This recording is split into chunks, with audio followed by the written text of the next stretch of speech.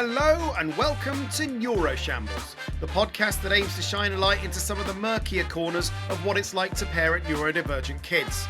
I'm Mark Allen, and every episode I'm going to be swapping stories with my guests about some of the frankly ludicrous nonsense we have to deal with on a daily basis. So, if you're anything like me and you're feeling frazzled, overwhelmed and pretty much an outcast from polite society, join me.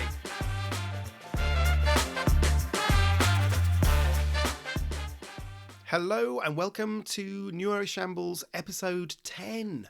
Wowzers, we made it into double figures. That's fantastic. Thank you for being here. It is, as ever, a joy to have you Neuroshambles on board. And thanks for sending in some of your suggestions and some of your emails of some really good stuff. I wanted to kind of mention an email that I had from Rachel, who asked me to do a show on schools, wanting me to do a topic on schools at some point. And that is definitely something that I do want to do. But I'll be honest, it feels like it's too big a thing to have in just one episode. It feels like there's not only too many facets to that, but also there are too many guests that will have some amazing insight into that side of things. So I'm sort of trying to plan it to break it down into different sections, as how to have primary school and secondary school and school avoidance and homeschooling, and there's lots of ideas for sort of breaking it apart into constituent parts. So look out for those. I'm going to sort of start planning those at some point later on in the year, and I'll let you know when they've got those out. But thanks for the suggestion, Rachel. It's an excellent one and one that I've definitely paid attention to. Now, the rest of the show, we are meeting a new guest. We've got a topic of the week, obviously, and towards the end, we're going to be looking at more neurodiversity champions, some tiny epic wins, one or two what the flip moments, and we've also got a new poetry corner, which is inspired by this week's topic of the week. So, without further ado, let's crack on. Meet the guest. I am delighted to be able to welcome a new guest to Neuroshambles, and welcome aboard Angie Belcher, who is a comedian, a writer, and obviously a parent of a neurodivergent child herself. Welcome to the show, Angie. Hello. Thanks for coming aboard. The topic of the week this week is obviously about walking, which we'll get onto in a second. But I just want you to explain a little bit about your setup and what sort of neurodivergencies you're dealing with in your household. Well, I own an autistic 5-year-old. He was diagnosed when he was just coming up to his first birthday, so about 4.5. Okay. So he was diagnosed when he was in nursery, which everyone tells me is quite early. So he has an EHCP and an autism diagnosis, yeah. Okay, and obviously started school now. And is there any other neurodivergencies in your vicinity, or is it just the one?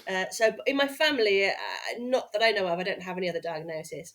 And I know from the books I've read that it must be there's a connection somewhere. There might be someone else who's got autism in the family, but that I know of that's been diagnosed or that I kind of believe has it. No one else really, so that's all pretty new to us. So, yeah, thanks for introducing your setup. What's the topic of the week? Now, the topic of the week is walking with neurodivergence, because obviously one of the things that underpins every episode of Neuroshambles is something that would typically be quite straightforward for a neurotypical family, is for a multitude of reasons never ever straightforward for a neurodivergent household. And nowhere, I think, is this more typically exemplified than just walking. Just getting from A to B, and the process of getting from one place to another in a swift, coordinated and direct manner. It's never that way, is it? And I think one of the reasons I wanted to get you on is because you've actually written a radio play about walking with toddlers. And in the course of writing that radio play, you were sort of comparing notes with other parents of children, and you realised that your experience is actually quite different. Is that fair to say? Yeah, so I wrote it, and it's called Walking with Toddlers, and then we produced it. It wasn't until afterwards that I realised that some of the things in there not everyone else experiences, and I found that when I go on play dates with our neurotypical friends, so our other little 5-year-olds that Ulysses is friends with, I realised that they can just walk in a straight line, and we leave the house, and then we just get to where we're going. Whereas Ulysses, like, he dances in the world. What a lovely way of putting it. Yeah, absolutely. Yeah, he dances. He never just could walk in a straight line. He's always kind of toppling over. Once, yeah, we both ended up on the floor because he literally put his foot in front of my foot and tripped me over. We both ended up on the floor. It was really embarrassing. And there was actually a bit in the audio play whereby they both end up on the floor because he wants to just look at the sky. Hey, why not? And I think the problem is that sometimes I find I'm not entirely sure whether it is that just a 5-year-old behaviour or is that an autism thing. Do you know what I mean? Yeah. I'm always questioning myself there. Yeah, we definitely had that with Jay, who's my eldest. Yes, when you first just think, well, this all kids do this. It's like no. When you actually see them side by side with their peers, then you realise that the behaviour is slightly different, I guess. Um, my ex-partner Tam has a theory about about neurodivergent kids. Is that neurodivergent kids very often don't tend to walk with their grown up. They sort of walk around. That parent is there, it's part of the experience, but they don't feel an instinctive need to kind of walk with them. They're either really far in front or really far behind. That's certainly true of mine. I don't know if you have a similar experience with Ulysses. Yeah, he's either going too fast or too slow. And he's always got a game in his head. So there's always like, oh, we've got to avoid the bins because they've Yeah. got lasers in them. Or if you touch the cracks in the pavement, then the lava will obviously kill you. Oh, that's obvious. So that we're always like in some sort of game. I feel like we're constantly in a YouTube video, really. Like it's a sort of like fly on the wall documentary, like where you've got to get to the other end of the road, but you can't get deaded by the snakes. And there's all these sci-fi experiences that seem to come alive in his head when we go out. Which is a wonderful Oh, world to inhabit, isn't it? If you think of yeah. it from his perspective. I mean, we've got a route that we go on where obviously crocodiles are there, so we have to jump over this big gap, and that's always quite fun. And my theory is that not all neurodivergent kids behave in that way. They don't always kind of walk ahead or really far behind. But the kids that do that are most likely to be neurodivergent. And the more I look out for it, the more I kind of spot it in the world and go, oh, there's one. One that's miles away from their parents. So it's a fun little game I play. And also he has to sometimes physically like get out of the space. Like at Christmas, I took him and his neurotypical best friend to a play. It was an outdoor play at the farm. And at one point they put a smoke machine on. Ulysses decides that this is a sensory overload. He can't Right. bear it. He goes running off, and because he has zero road awareness, so you have to hold his hand the whole time, you know. And the neurotypical best friend, I said, "Are you going to be okay sat there while I just go and run after him?" And she's like, "Yeah," as if like, where else am I going to go? Yeah. Because neurotypicals, if they've been told to sit there and watch a play, they will sit there and watch a play. Whereas Ulysses, there's no rules. Yeah, absolutely. And I think that's sort of understanding danger is a massive kind of part of this, isn't it? When they're walking, is that there's a huge concern of mine when they were younger, because it didn't seem that like my kids just saw danger in the world or kind of instinctively anticipated it. Because I mean, like, firstly, in terms of staying near their parents, I think a lot of neurotypical kids will stay near their parents for a sense of safety, and because their parents are protectors and guardians, if you like. Whereas Jay in particular, he's just off. He doesn't care. We're trailing in his wake because he probably thinks that he's more safe than we are.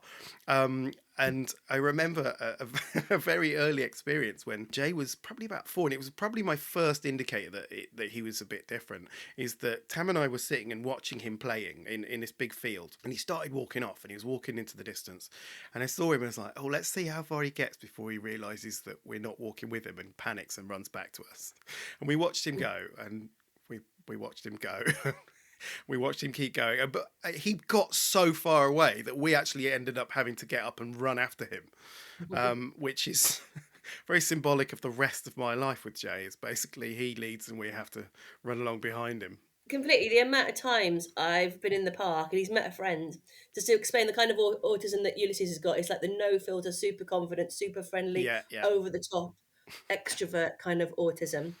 And he'll meet a friend, be playing for 10 minutes, and he'd turn around and go, "Do you want to come back to mine?" And they'll go, "Yeah." And he'll take their hand and start walking them back home, like out the park. This is why I have to watch him like, like a hawk. When people say to me, kind of go, "Oh, Angie, come round. Oh, bring the boy. We'll have a chat." And I go, "We won't be able to chat." You know what I mean? Because I have to watch them all the time. Yeah. I can't just chill out and have a cup of tea in someone's house while, the boy just does what he wants to do. He has to be watched. He can open doors. He's opened like car doors before just to say hello to the random strangers inside. Oh, okay. But I mean, it's better than opening the Control. car door when he's inside and it's moving, I guess. I mean, I have to keep that firmly locked just in case. But yeah, but Yeah. he would walk over roads. He would just go anywhere. He's not. He has no fear. If you've ever been to a party and like, when you're younger, and there's always that kind of drunk friend that Yes. glues themselves to you, but they're nothing to do with you, but everyone thinks they are, and they're just off their head. And so now you have to look after them because everyone knows that you're with them. But you feel like sometimes like you don't even know them that well because their behaviour is so crazy. That's what it's like. I think being with an autistic 5-year-old. Not just a 5-year-old. Like my Jay is 10 and he's like that. He's like trying to get a drunk best friend home. Because he's Yeah. veering off all over the place and he's staggering into Uh-huh. people completely oblivious. Is Yeah. either that or we've got Otto, who is much more anxious, and he's the other kind of friend who is just like really emotional and is just sort of bemoaning the like having to get home and not thinking that they can cope with it, and you have to sort of support them in a very different way. And when you've got two at the same time, it's a flipping nightmare. You've got 1 miles ahead and 1 miles behind. It's like, oh god. But it's just one of the joys, isn't it? I guess.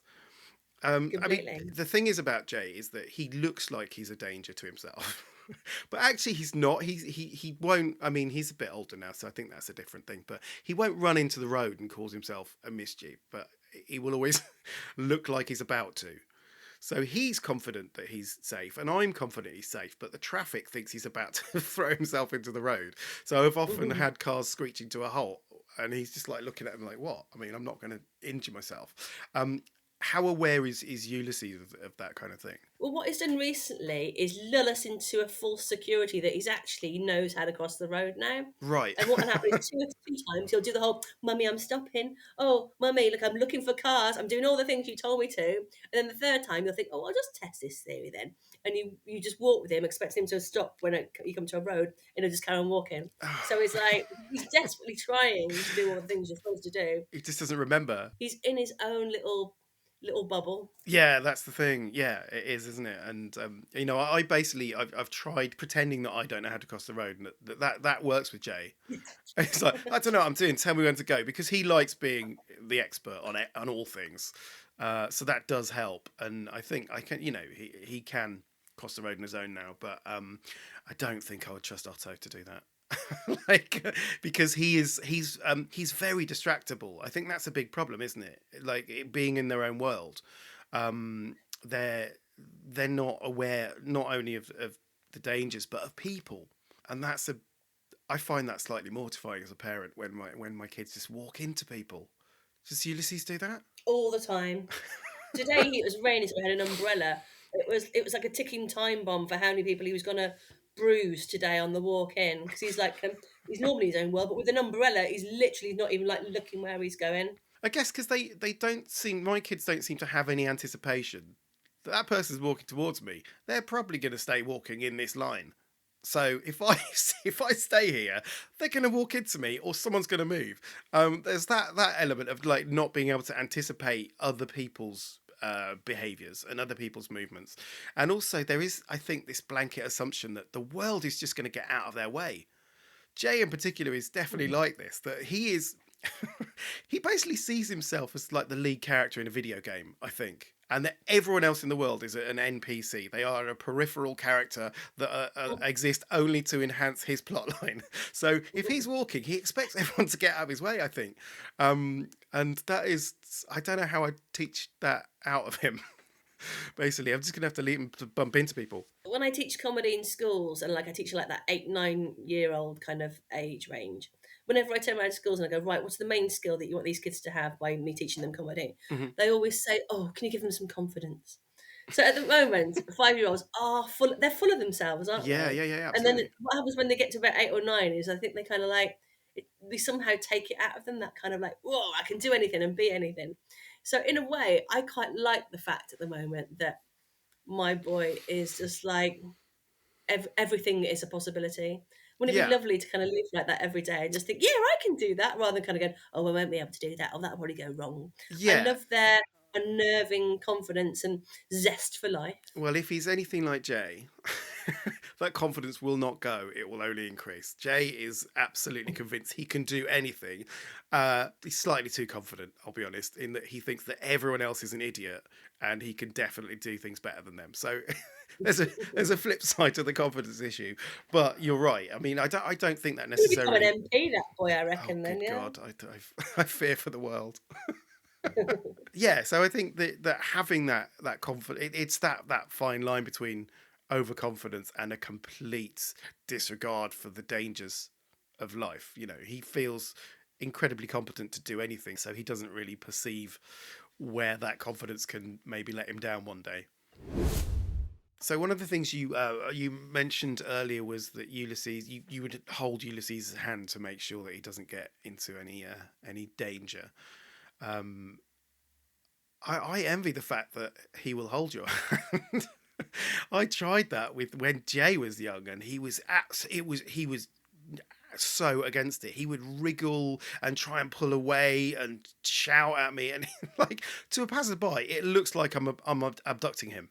It's it's not great for the people think I'm trying to steal him or something, and it's like he's my child. He is my child. He just doesn't like me holding his hand. So I'd have to let him sort of I'd have to basically just trust him, I guess, from an early age. But Ulysses stays with you, does he? We're on that cusp, I think. He Okay. started to, when his friends are around, go, Mummy, it's okay. I'll walk properly, I promise. I know how to do it. I'll do it. And then I have to like go, yeah, of course, darling, because you want to kind of give them that Yes. kind of Yeah. boost. Yeah, you trust them. You think they're going to be, and also their friends are there. But I have to like run behind him and like, you know what I mean? And it looks like me trying to pretend that I'm being part of the game when actually I'm just thinking, please don't kill yourself when you come to the edge of this Yeah. footpath. You need to be just about far enough to be able to rugby tackle him to the ground if he looks like he's about to dart into the road. Um, Exactly, yeah. and I have the opposite with Otto, in that he wants to hold my hand all the time, but that becomes a bit of a nightmare because he's really distracted all the time. So he'll just stop. I'll just like yank me back, and I'll be trying. I need him to hurry up, and I'm sort of trying to give him some sort of instructions onto how to, how to hurry up. And that's another thing. They refuse to respond to instructions like hurry up. And I've realized that's not, it's because the hurry up is intangible. It's not a quantifiable thing. They don't like, Why should they? Why should yeah, they hurry up? what is Yeah. hurrying up? In the mind of a neurodivergent child, there's nothing specific about that really. So Mm. I've realized that I have to be more specific. And if I want to get them to hurry up, I have to say either very specifically, can you walk twice as fast as you're currently walking? Something like that. Or you have to gamify it. Like you were saying, like you've got to basically treat everything like a game to try and get them if you want them to hurry up. So it's like, right, let's see how fast we can get to that red car. And so then you've got to sort of let them run off and get to that red car and hope they stop. And, mine are old enough now that they will stop, but it's fucking exhausting. Having to gamify everything is exhausting, but it's the only way that I can get them to respond to that sort of thing. That hurry up thing, I find that quite interesting. They say that teachers say that that's the most heard thing from parents' mouths at drop off and pick up is that us parents are always going, hurry up, hurry up, hurry Yeah. up.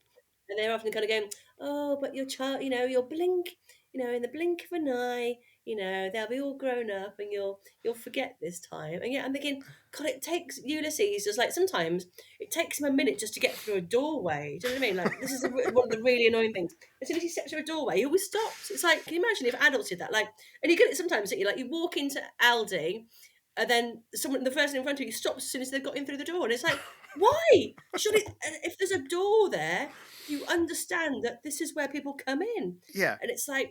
So what I think basically 5-year-olds and old people are very similar in this. That they all stop when they get inside a door. I don't know why. I've arrived. Yeah, I've arrived. Here we are. That's what I came out to do. Tick that box. Now what? Now get out of the fucking way. One of the things that I find difficult about walking with neurodivergence is judgment from other parents. I don't know if you have this, of people judging the way you're parenting because you have to you have to kind of let them be themselves a little bit more. And themselves is, to a neurotypical family, quite alarming sometimes. Oh, completely. And sometimes I feel like I've cracked it, and then my boy will create a new kind of embarrassing concept for me, really, that I have to then deal with. Again, I feel like I'm in some sort of like fly on the wall documentary sometimes, where they're kind of going, "Oh, let's see how far we can push it." But yeah, that thing about in terms of walking. So we go to the aquarium most weekends. A Oh, lovely nice. aquarium in Bristol. I sometimes feel like he doesn't think he's in an aquarium. Again, he thinks he's in some sort of like host of his own TV show. So he'll go round kind of almost the only thing missing is the microphone, kind of telling people, talking to people randomly, and asking them questions and like and telling them things about the aquarium because he's been 16 million times and so have I. I'm so over the aquarium. It's brilliant. It's amazing. The people there are lovely, but we go there a lot, and and I find that other other parents turn around to me and they kind of always look at me like, "Why are you engaging with me?" Like everyone has to be in their bubble. Yes, And when yes. you've got an autistic child or a neurodiverse child, there's no you break the fourth wall of family. Do you Oh, know what I my mean? Like other kids. families seem to be in their own world, and Yeah. then when you talk to them or your child talks to them, they're like surprised that a 5-year-old might ask them a question about the octopus, and the answer is yeah, the name is Octavia. That's the name. You know, he'll tell everyone that that's the name of the octopus. I quite And some like that, parents get it, though. are going to go, "Oh wow, brilliant! I didn't know that. That's great." Whereas other Yes. people look at you like, "Why are you talking to me? Why is your child talking to me?"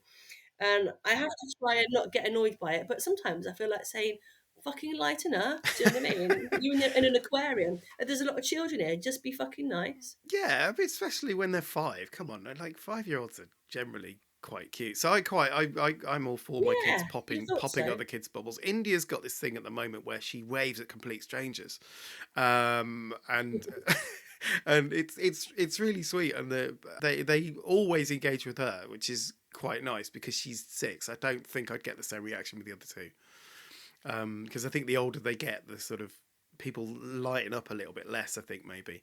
Yeah. But I think there's so much to learn from that kind of that warmth. It's like I've noticed that my even when I'm not with my boy now, I still wave to the driver of the train.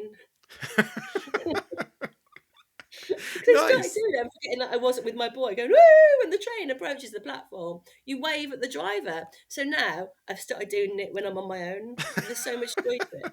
You Never should try it. change. The drivers, the driver will be They wave delighted. back. Exactly. It's just a little tiny. I've got this model that I created as part of my work called the inner comedian model. The idea being that comedy is about not only about being on a stage, but it's about bringing joy and warmth to your life in general and doing little tiny funny things that cheer you up and cheer other people up. Yeah. The idea being that it enhances our well-being. And so one of those things I've decided is definitely waving at the train driver and bus drivers. In fact, wave at everybody just for fun. Yeah, absolutely. And see who waves back. I'd wave back, no problem. But it's those sort of more serious encounters where I feel really kind of judged by other parents when their child, you look around and you notice what other kids are like with their parents all the time. You will see children walking with their parents and holding their hands without trying to get away, and almost sometimes having conversations, just having a chat with their parents. And you overhear it sometimes. It's like, what magical realm do you live in when this is sort of so easy and so, I mean, it seems lovely. And then I look at mine and one's halfway up a tree, the other one's fishing around in a bin, and I've lost track of the third one. And Mhm. and sometimes you do sort of go, oh, I wish my life was a little bit more like that. But you also, on the flip side, I think some kids need to lighten up a bit. They need to be a bit more fun, a bit more playful.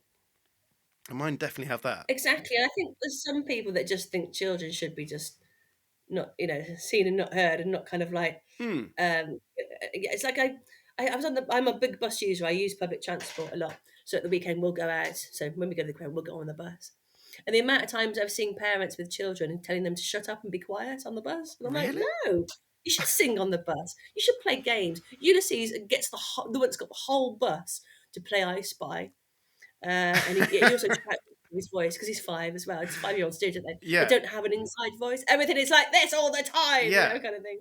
What I do is I always feel like my work in public it's always about distracting him and engaging him and Yeah. getting him so he Hmm. doesn't have a meltdown, Hmm. so that he doesn't get get annoyed, doesn't get anxious, doesn't feel like he can't cope. So I'm constantly preventatively kind of going, look at this, let's play I Spy, let's sing a song, and I see that as my job. Whereas other people see their job as flattening their children and Well, making them quieter. yeah, And I don't. I want to bring them out, not put them back in. but I'm really interested in that because I think they do that with their kids because the kids listen. And so it becomes about how they want their kids to behave. Where it isn't like that if you've got a neurodivergent kid. If I tell my kids to shut up or be quiet, they don't listen because they don't realise that they're being noisy, or I don't think they see that they're doing anything wrong, so they wouldn't really instinctively go, oh yeah, sorry, I'm going to annoy people. And so in turn, that's taught me to just let that slide and go, actually, no, I'm quite happy for my kids to be themselves, as long as they're not, like in people's faces. And, I do get a sense sometimes that people bristle when my kids are like a bit near them or something like that. And I will try and gently shepherd them away, but I won't tell them to shut up because that's who they are and they're expressing themselves. Well, that's the thing about public transport is that you are in people's faces because you're up close and Mm. personal. And the amount of times I've been on a bus and like it's been packed and no one's moved out the way so we can sit down and stuff, and I've had to like stand up with them, which is so hard. And I also want to tell all bus drivers in Bristol to just wait until their young passengers have sat down. I think people who train to be a bus driver should spend an afternoon going out on public transport with an autistic 5-year-old and a shopping bag and try and balance yourself and your child upstairs on a bus. But anyway, this is not about buses today. Sorry. I'm That's all right. That's, going off onto it. that's another episode, Angie. Don't worry about that. One of the times where I feel probably the most judged by other parents is when we're out and about, is waiting at traffic lights. That when you look at other children at traffic lights, they're just standing there. It's baffling to me. They just wait. They're waiting. They literally see the red man and they go, "Oh, I'll just stand like that guy," and they stay still and hold their parents' hand, or just they're just waiting for something to happen. My kids can't wait. They don't have that capacity because the ADHD definitely plays a part in this as well. And they're constantly on the go. So I've got one of my kids is swinging around the traffic light like a pole dancer. I've got another one just sort of like jumping up and down, and the other one has discovered that there's a thing in traffic lights. I don't know if you know this, for blind people, on the bottom of the traffic Yeah, lights is a little thing that moves when it's ready to cross. So they're that's just right. like they're fighting to get there, and like my kids are sprawling all over the place, and other parents, I just feel the sort of sense of judgment that my kids are not behaving as they would want their child to behave. I don't give a hoot about that, but I know that other parents do, and it's sometimes a little bit mortifying when it gets a bit out of hand and they're bumping into people. Yeah, I can remember the first time I saw. Again, we were at nursery, and a friend's daughter was on their like little tricycle thing, and they were allowed to kind of be in front while we had a conversation. And I was like, I couldn't relax. I was like, what about the bike? And they're like, oh well, they'll just stop when they come to the end. And it's like, but how do you know they'll do that? Oh, because that's what they do. And it's just it's weird. Again, you're right. It's only when you see kind of neurotypical children that you kind of go, oh, so they just do what you tell them to, and they sit still. Yeah, exactly. Oh, and they remember that instruction for the next time. It's not like this is not just a Yeah. one-time instruction. This is like an every time instruction, and that sticks in their head. That's the what kind of magic do you use? I mean, the other thing that I get is particularly with Jay, who is undiagnosed PDA. I don't know if you're familiar with PDA at all. Yeah. For the listeners that don't know, we've talked about it quite a lot. It's pathological demand avoidance, and it's a whole different world of basically, or the other way of phrasing it is pervasive desire for autonomy, which I really like because that makes perfect sense to me. It's more I like that. I it like the much reframe. yeah, it much more accurately describes Jay's sort of take on the world. He wants to be autonomous and he doesn't want people making decisions for him. So again, when you're kind of walking and you need to get from A to B, and everyone knows we need to get from A to B, we're going from here, we're walking to school, right? This is something we do every day. It's nothing new. You know the routes. Sometimes I'll give you an option of which route to go down just to mix it up a bit, because I know that novelty's really important to kids with PDA, to making things a bit more different. And there was one time where he just stopped. He was like, I'm not going anymore. I'm just sitting down. And he said he got a stitch in his thigh. And I've tried many times to explain that you can't get a stitch in his thigh. But what do I know? I'm not a doctor. I mean, it's not a thing, just to be clear. It's definitely not a thing. But to Jay, it's a valid reason for stopping what he's doing because he can't carry on. So he sits down on this wall and I'm walking on with the other two. And all of a sudden I turn around and he's sat down then. He's got his face set to grumpy mode. And I know that means we're not going anywhere until we resolve this. So I have to then get the other two who've already run ahead to come back. We have to go back. And I'm aware of time at this point as well. I'm going to school, so there's a very specific time that I need to get there. And I also know that Otto gets really, really anxious if he knows he's going to be late for something. It freaks him out. He's incredibly dysregulated, and he's now got his eye on the time. And Jay is just sat there. It's also India has an issue with not wearing appropriate clothing for the weather. So I got to it's freezing cold and she's shivering. So it's like I've got to get her inside as well. And Jay's just sat there not moving. And as a parent, what do you do at that point? Because I've got three competing needs. I've got to work out the best approach for this. And Jay was like, I need to have a rest. So I was like, okay, I will give you 30 seconds and then we'll go. And we waited 30 seconds. They were like, no, I need longer. I was like, oh, for God's sake. Well, we'll just walk on. I was like, well, leave you here. He can actually walk to school on his own. So it's not, I wasn't just abandoning him to his fates. But I was like, if I just take this demand out of it and we just walk on, we'll be fine. We started walking, and then about 10 seconds later, he sprinted past us. It's like, that stitch was not a natural thing, was it, Jay? You were just fucking with me. And it is just this sort of like, it isn't just a case of getting from A to B smoothly. There is always this like constant negotiation and sort of just having to manage the whole process, especially with you kind of multiple different competing needs, and that is just exhausting. It's too late to just kind of leave them now, isn't it, and just start a new life in another country. Well, no, it's not. We've gone past that, haven't we? We've Really? gone past that. I'm quite fond of them, to be fair. Yeah, mine's alright. I I quite like him. keeping him around, but it is doesn't make it any easier. Another thing is, like you kind of touched on this earlier about people whose kids just do what's expected of them in that sort of that sense. Is that hanging out with people who don't understand that that's not the case for all kids. So, like, I met up with some friends recently, and it was really lovely. I'd not seen them in ages, and we met up, and they texted me like the next day and went, "Oh, it was really fun. Let's meet up. It'd be really good. Let's get our kids together. We'll go for a lovely long walk." And and I'm already going, no, this is not an option.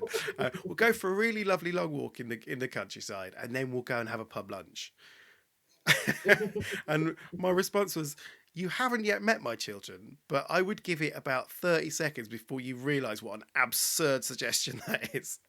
It's just, I can't imagine anything worse, because I mean, there have been a number of times where we've tried it, where we've tried to sort of coordinate this meetup with friends, because our kids are a similar age, and let's go and do a thing, and we'll go for a walk, and it'd be really nice. And typically Jay will torpedo that, and he'll decide that he doesn't want to do it, and he'll just be really grumpy, and he'll either, like I say, be sitting being grumpy behind, or he'll be running far ahead, and we're like literally worried that he's gone into the woods and we'll never see him again. And we've had to abort a lot of different kind of family days out, and we just kind of realised that we can't do that with other families anymore. Too much pressure. Exactly. So you can't leave your children, so you're just going to have to divorce your friends, Mark.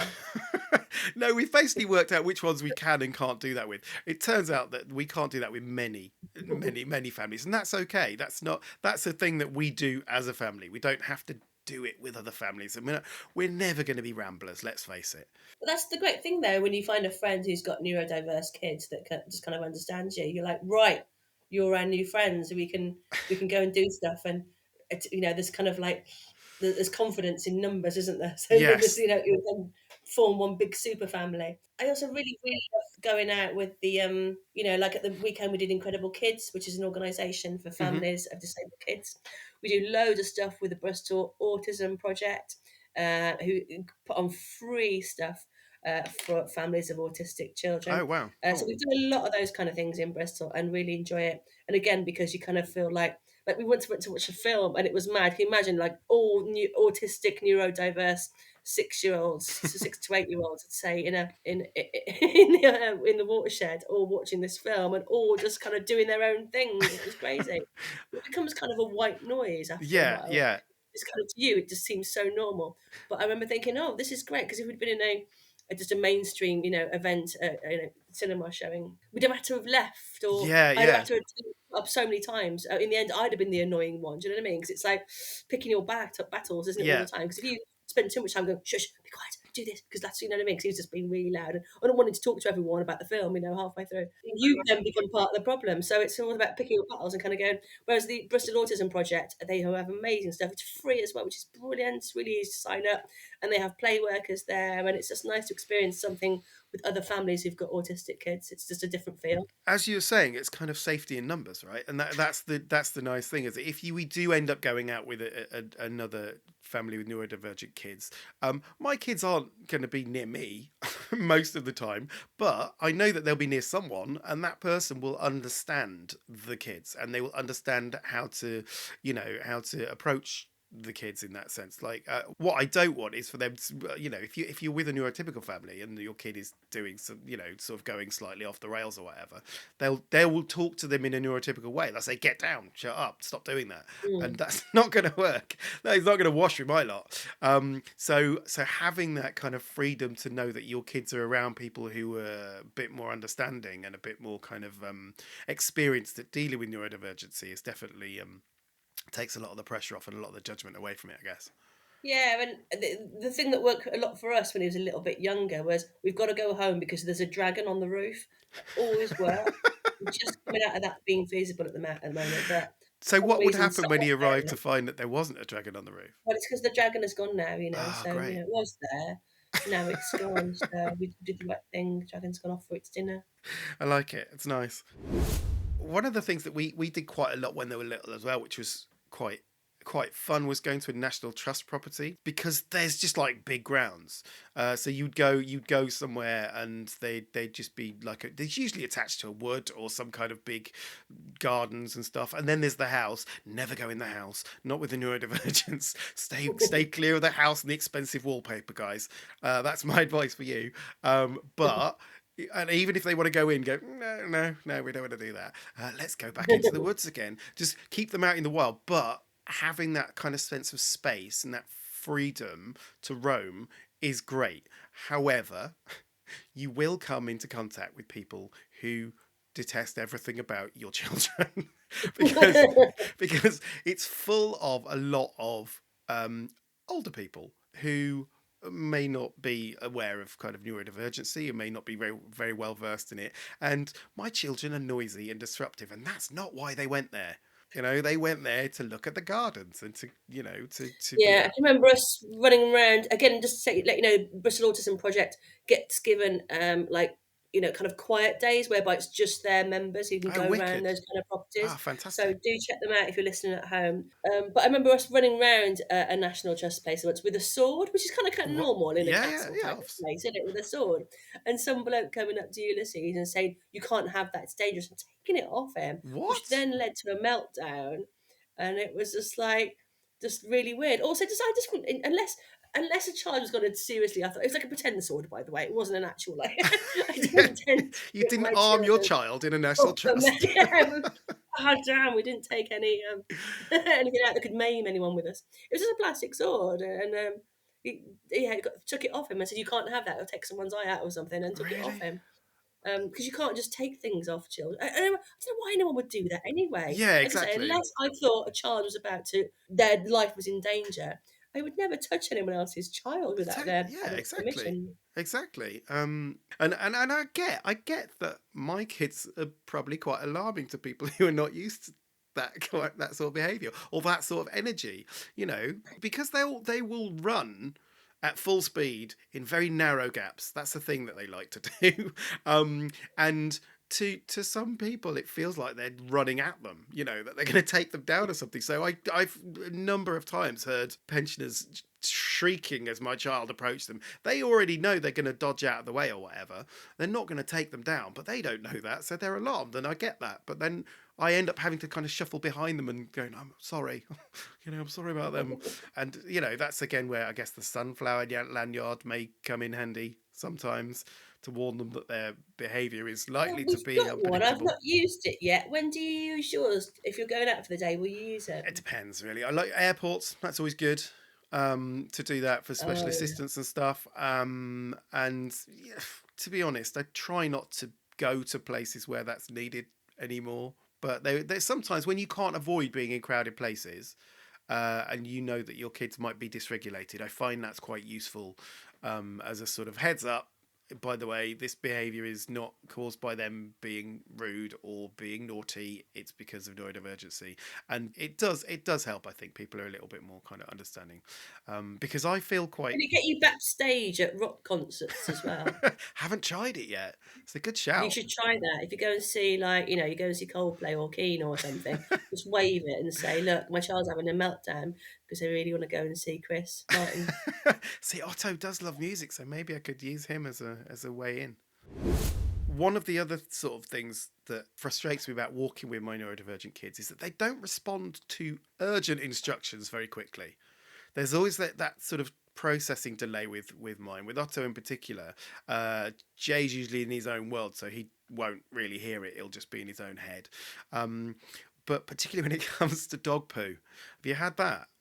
Go, look out for the dog poo. They completely ignore me. I'm like trying to, because they're not near me, so I can't just grab them. And the amount of times that Otto's just walked straight through the dog poo, a few more steps and then gone, what dog poo? It's like it's gone now. It's too The late. thing I'm having at the moment is having to repeat myself 6 times on everything. Yeah, Do you know yeah, what I yeah, mean? yeah. Brush your teeth, Exactly. brush your teeth, brush your teeth, brush your teeth, brush your teeth. Can you brush your teeth? And it's that idea about, wanting to tell your neighbours that when you hear me shout at my kids, it's because it's the 6th time I've said brush your teeth. You know what I mean? Yeah, and have a lot of that of having to kind of give them a heads up. So when you're walking with them, and I've found this, like you've got to be looking so far down the road to anticipate any kind of potential, stumbling blocks or any, if someone's walking towards you and you're in a narrow bit of path and you want them to move to the left so that they're out of their way instead of sprawling around and spinning around all over the path. I have to warn them way in advance. Stay on the left, guys. Stay on the left. Come on, stay on the left. And it's so you're always on edge, I think, to a degree. Well, I Yeah, am. I guess, definitely. this is something I reflected on in the last episode. I am constantly hyper aware of not kind of annoying other people. It's something that's ingrained in me, and it is gradually being beaten out of me by my kids because I'm starting to care about it less and less. But deep down, there's a part of me that doesn't want to inconvenience anyone. So I'm constantly on edge trying to make sure that my kids are sort of following the rules or staying where they're supposed to be or sort of giving people the space Mm. that they need. And I don't know if you I kind of think have that I that. do that, but I don't think I do it out of. Obviously, I don't want to annoy people, but I think the reason why I do it is because I want to be a good role. I'm always trying to role model the behaviour that I think is good behaviour to have, Hmm. that'll be of use to you in the world, and also which will make you love more and be loved more. Do you know what I mean? So Yeah. I think it's more about saying this is what we do. We make sure other people are okay. We make sure other people can get past. We make sure other people are all right. We make sure we're Yes. okay, but we also make sure other people are okay. And I think Yeah. that's where I come from. And I know as a child, I was brought up being told to like always move out the way, make sure other people have got space. Yeah, and I've And tried that. mm, Believe me, I have tried that so many times. But they don't interpret other people's intentions. If you think about it, if you think about, they have no empathy, do they? You know, the idea that empathy, you start developing empathy when you're 7 years old, and you don't stop developing it till you're about 25. right, And okay. so mine hasn't got any empathy yet. Yours have probably just started to get a little bit of empathy. And so that's why, because it's not in their brains yet. Yeah, I mean yeah, it is quite interesting that they can't really see things from other people's perspective, but I don't think necessarily that means that Jay in particular doesn't feel like he has a lack of empathy.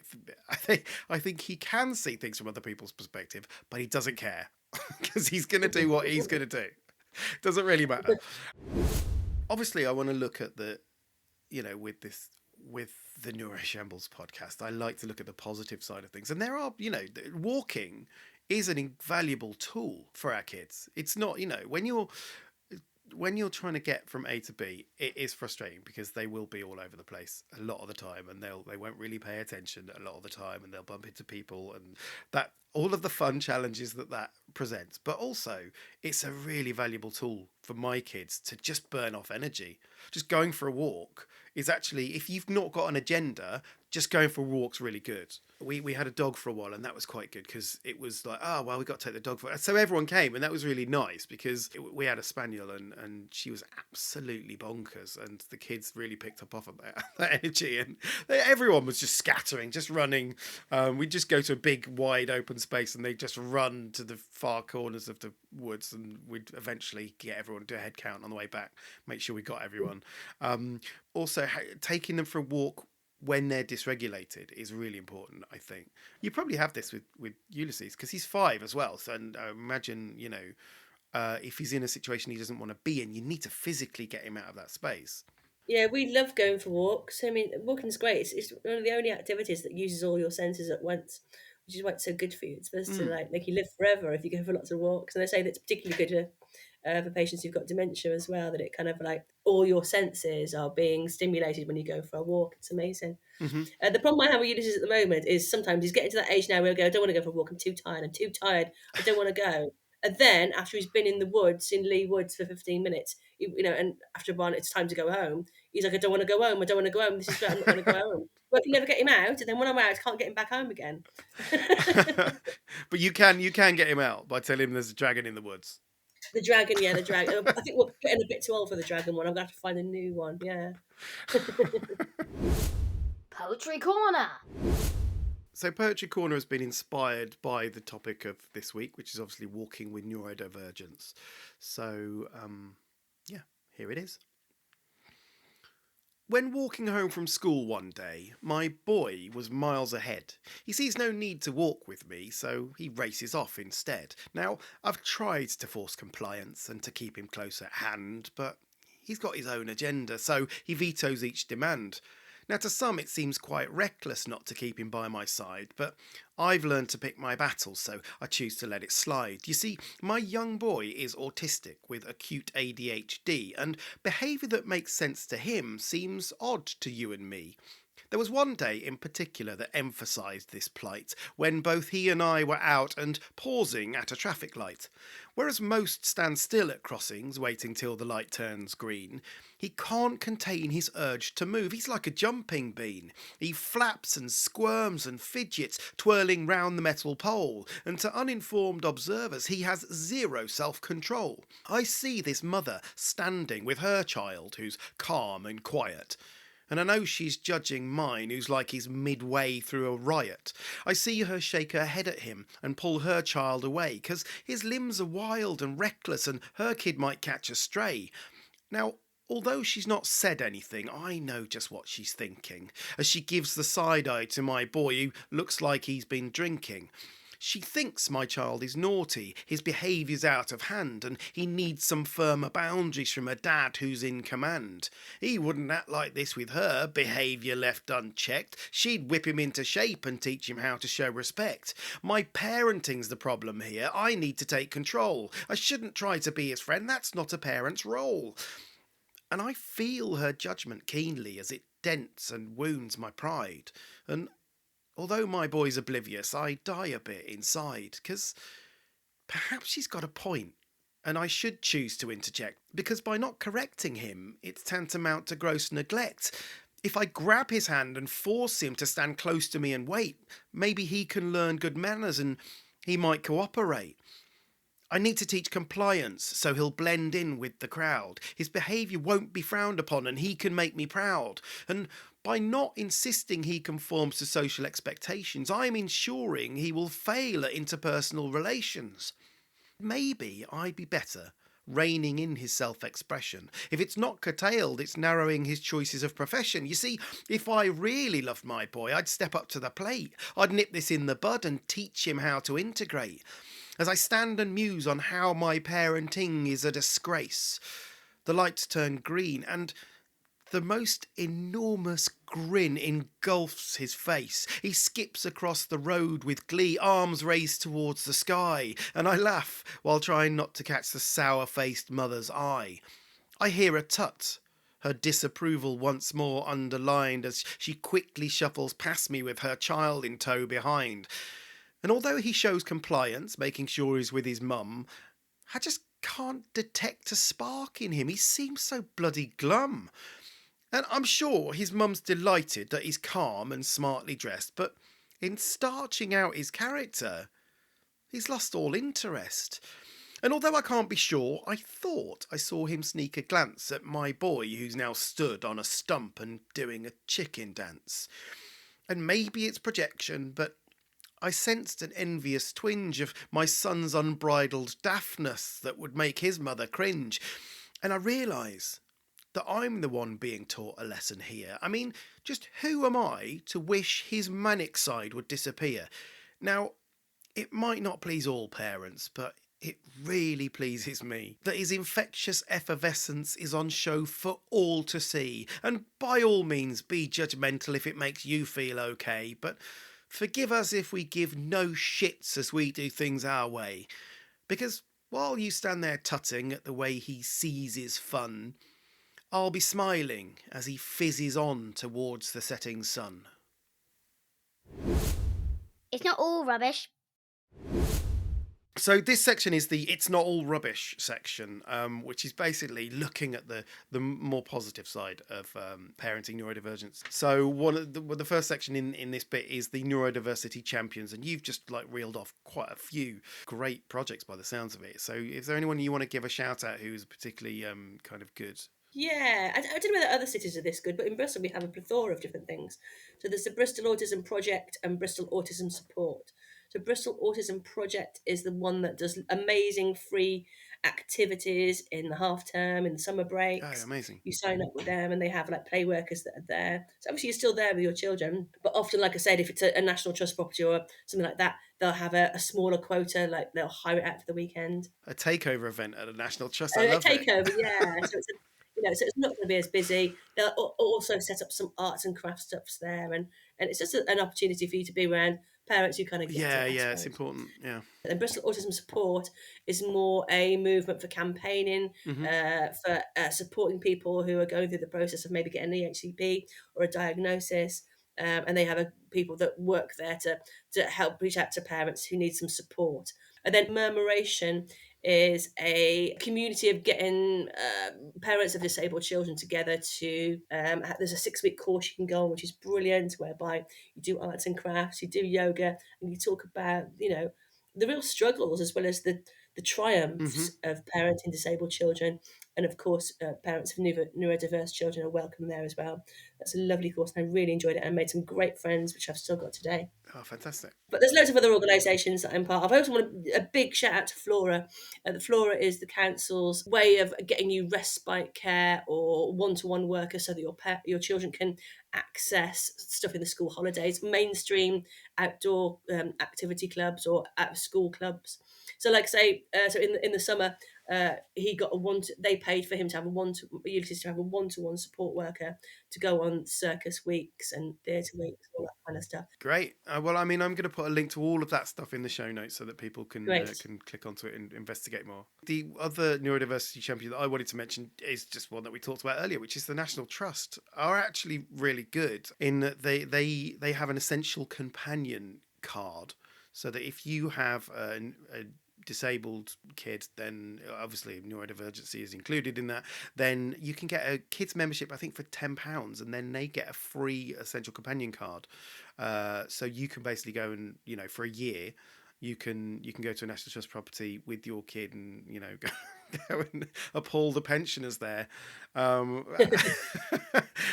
that's a really good way of doing it. And also, it's not just a card that you don't have to name the essential companion. So if you want to give it to grandparents to go and do it, that's a nice way of doing it as well. So shout out to the National Trust for that. Tiny epic wins. In our setup, there are things that could seem like a tiny thing to a neurotypical family, but for us, it's like an epic win. I don't know if you've got any tiny epic wins that you wanted to kind of bring I have, yeah. So it's a classic trait that autistics are picky eaters, and Ulysses has Yes. been very picky. Just getting him to eat any normal food is really difficult. Hmm. And then a couple of weeks ago, we were in a restaurant, and I went, well, I said, let's go for lunch. We'll have, how about some chips? Knowing full well he won't eat any chips. Yeah. He won't have them. And if I do order them, they'll sit there, and then I'll eat them. But I have to keep trying because that's what Yeah. you Yeah. do. You Yeah. kind of, Yeah. Absolutely. today's the day when he'll eat a normal food. You know what I mean? And we went and we ordered chips, and he ate them. It was in TFI Fridays Oh my in God. Cabot. I was crying. I was literally crying, and I was telling them. I was trying to tell the waitress how happy I was and why, and she must have thought I was nuts. Like, It's like. but that's, you ordered some chips and your child ate them. What is she could she smiled. Went, oh Yeah. great, lovely. But I was like, you don't You, understand. this This is is the most massive. amazing thing ever, and it means that we now Amazing. I can buy chips for him and he'll eat them. He'll eat a normal food. This is just amazing. But if I'd told anyone else this, they'd be like, you give your child chips. It's like, you don't understand. This is a good thing Yeah. Yeah. Yeah. that Yeah. he's It's eating amazing. normal food. Yeah. Because a lot of autists, what they do is they like things to be regularly shaped. And most food is irregularly shaped. And that's what the problem is with Ulysses, I think. Yeah. Nice. No, I definitely celebrate that tiny with you. That sounds fantastic. What the flip? The final section of this is the what the flip section, which is where your kids will say something that completely flabbergasts you. Have you got any kind of moments where Ulysses has absolutely stumped you in terms of how to respond? Well, last night, so he's got a 6th birthday coming up. He's having a magic show. He's having a live rabbit. So last night I was Nice. doing the invites that have got rabbits on them. And I turned to Ulysses. I went, there's something special coming to your party. There's a special animal coming. Can you guess what it is? And he's like, no. And I'm like, look at the invite. Look at the invite. And he's like, I don't know. And like, it's a magic show. There's a picture of a rabbit. You like rabbits. Can you guess what animal is going to come to your party? And he said, is it a giraffe? I was like, how could I get a giraffe into a community hall in Easton? Well, to be fair, you appear to have access to dragons, so That's a problem, yeah. I've made him think now that I can access any animal, real or mythical. you're like Dr. Dolittle. I've got special powers. One of my what the flip moments this week it was quite nice actually. I overheard Otto talking to Jay, and Otto went, "Daddy is definitely not autistic." And I overheard, and I chipped in and went, what makes you say that, Otto? And Jay then jumped in and went, because you're weird. It's like, thanks for that. Thanks, Jay.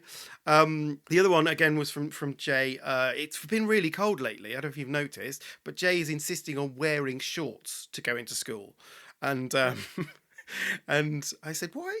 I mean, you can wear them, that's okay, but why are you wearing shorts on such a cold day?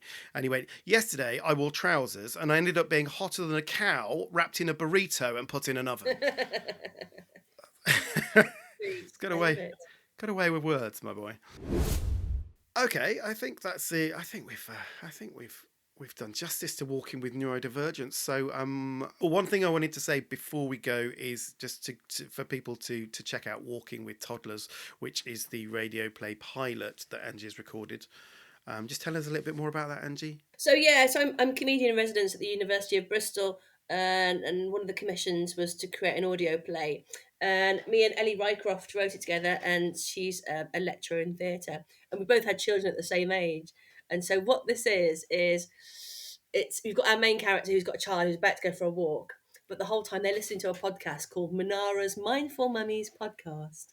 And it's all like a little bit of an idealistic way in this podcast of how to kind of engage in nature with your child.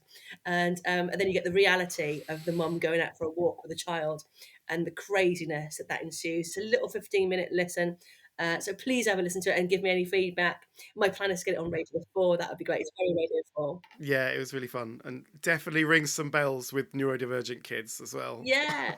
Yeah, please go and watch Walking with Toddlers. Listen to it rather. And Mark will put that in the comments section. Thank you. No, you're more than welcome. Thank you to the audience for listening. I will just do a quick kind of shout out for the socials. We are on Facebook and Instagram and Reddit and Threads, so please feel free to kind of follow us there, and please spread the word if you've got anything that you want to talk about, or if you've got anything to add to what we've talked about, and or if you want us to discuss anything else, email us at hello@neuroshambles.com. gmail.com, and hopefully I can include some of that in the next show. But thank you very much. All that remains for me to say is have a nice life.